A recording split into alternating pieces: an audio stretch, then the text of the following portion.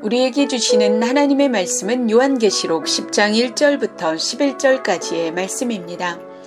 7인의 이야기를 할 때에 7장이라는 막간을 두어 고통받고 있는 성도들을 위로하고 교회의 소망을 주었는데요. 오늘 본문에서도 10장 1절부터 11장 14절까지 막간이라는 것을 두고 있습니다.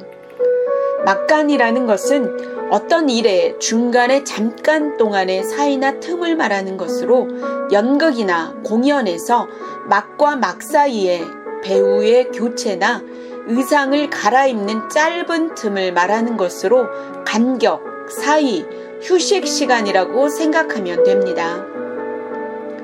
10장 1절부터 7절까지 6째 나팔 재앙 후에 힘센 천사가 하늘에서 내려오는 것을 요한이 보는데요. 그 모습이 구름을 입고 하늘에서 내려옵니다. 그 머리 위에 무지개가 있고 그 얼굴은 해와 같고 발은 불기둥 같으며 그 손에는 펴놓인 작은 두루마리를 들고 있고 그 오른발은 바다를 밟고 왼발은 땅을 밟고 사자가 부르짖는 것 같이 큰 소리로 외칠 때에 7 우레가 화답을 하는데 임봉하고 기록하지 말라고 합니다. 그 천사는 마치 오른손을 들고 선서하듯이 하늘과 땅과 바다의 물건을 창조하신 분께 맹세하며 지체하지 않는다고 하고 7째 천사가 소리내는 날 그의 나팔을 불려고 할 때에 하나님이 그의 종 선지자들에게 전하신 복음과 같이 하나님의 그 비밀이 이루어진다고 하고 있습니다.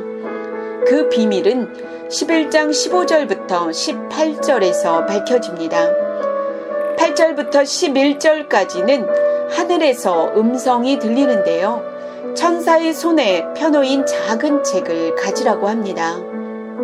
이때 힘센 천사의 말이 에스겔 2장 8절부터 3장 11절의 이미지를 가지고 와서 책을 먹으라. 입에는 꿀같이 다나 배에는 쓰다고 하고 내가 많은 백성과 나라와 방언과 임금에서 다시 예언하여야 하리라는 선지자의 사명을 말하고 있습니다. 단맛과 쓴맛이 무엇일까요? 단맛은 예수님께서 이겼고 우리도 이긴다. 하나님의 나라는 지체되지 않고 올 것이다. 교회는 고난 가운데서도 보호하심을 경험하게 될 것이다. 교회는 이미 이마에 하나님의 인을 맞은 하나님의 소유이다 라는 것이고 쓴맛은 박해로 인하여 고통을 받고 있는 순교자로서 복음을 위한 증인의 삶을 말하고 있습니다.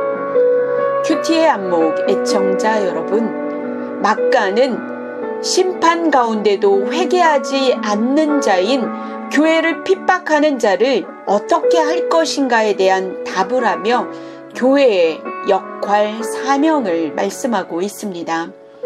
핍박과 환난 가운데 있지만 그래도 교회는 증인이 되어 복음 증거를 해야 한다는 것입니다. 에스겔과 요한계시록에서 두루마리를 먹는다는 의미는 복음을 전하는 것을 말하는데요. 핍박과 환난의 한가운데 있었던 요한에게 주님께서 말씀하시는 것은 힘들지만 어렵지만 그래도 복음을 전해야 한다. 승리는 이미 주어졌다입니다.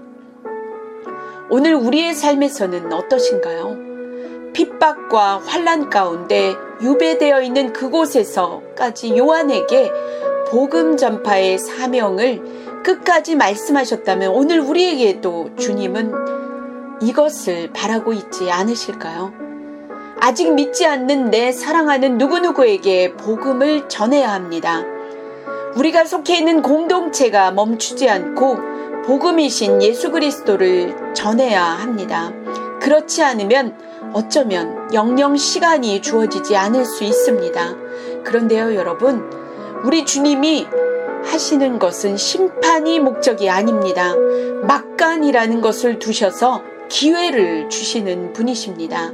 시간을 주시는 분이십니다. 저와 여러분의 삶에 심판이 아닌 막간이라는 시간을 두며 다시금 새롭게 복음 전파에 대한 사명을 부여해 주시는 주님께 나아가길 바랍니다. 기도하겠습니다. 사랑하는 하나님, 우리의 삶에 심판만, 고난만 있는 것이 아님을 오늘 말씀을 통하여 깨닫게 됩니다. 우리의 삶에 막간을 주셔서 우리가 무엇을 하며 살아야 하는지, 우리가 속해 있는 공동체는 어떻게 행해야 하는지에 대한 바른 정립이 있게 하여 주옵소서. 각자 개인의 소명대로, 목적대로 귀하게 사용받게 하여 주옵소서.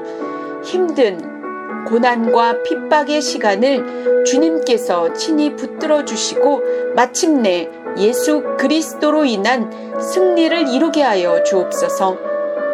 두루마리를 먹고 전하라 하시는 우리 주 예수 그리스도의 이름으로 기도합니다.